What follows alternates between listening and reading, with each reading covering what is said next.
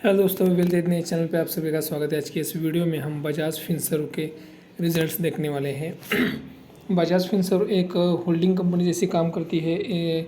Bajaj finance और बाकी भी जो बजाज की लाइफ इंश्योरेंस, एएमसी, ये जो कंपनीज़ है ये सभी बजाज फिनसर्व की सब्सिडीज करके काम करती है। तो अगर इसका मार्केट कैपिटलाइजेशन देखें तो 2,49,800 करोड़ का मार्केट कैपिटलाइजेशन है। मतलब 2,50,000 के आसपास इसका मार्केट कैपिटलाइजेशन है अभी। बजाज फिनसर्व अभी 33 के पीई के आसपास ट्रेड कर रहा है। तो चलिए देखते हैं बजाज फिनसर्व के कंसोलिडेटेड रिजल्ट्स। हम कंपनी के कंसोलिडेटेड रिजल्ट देख रहे हैं और ये सभी फिगर जो है वो करोर्स में है।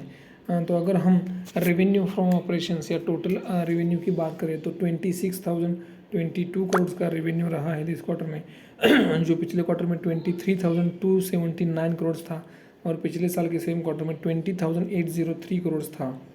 अगर हम क्वार्टर ऑन क्वार्टर बेसिस पे देखते हैं तो 11.8% की ग्रोथ दिख रही है और अगर हम ईयर ऑन ईयर बेसिस पे देखते हैं तो 25% की ग्रोथ हमको रिवेन्यू में देखने को मिल रही है।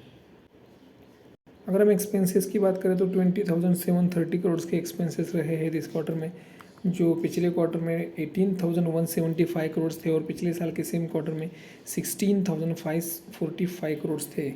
अगर हम क्वार्टर ऑन क्वार्टर बेसिस पे देखें तो 14% की ग्रोथ दिख रही है और अगर हम ईयर ऑन ईयर बेसिस पे देखें तो 25% से एक्सपेंसेस भी बढ़े हैं।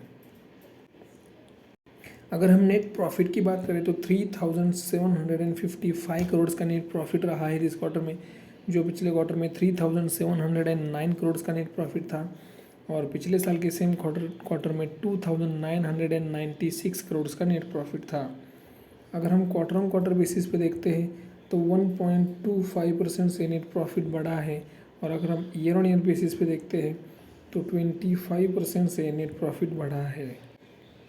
अगर हम ईपीएस देखें तो 9.8 का जो ईपीएस था वो बढ़ के 12.1 का ईपीएस रहा है इस क्वार्टर में। अगर आप सेगमेंट वाइज रिजल्ट को स्टडी करना चाहते हो तो यहाँ पे वीडियो को पॉज करके सेगमेंट वाइज रिजल्ट को स्टडी कर सकते हो।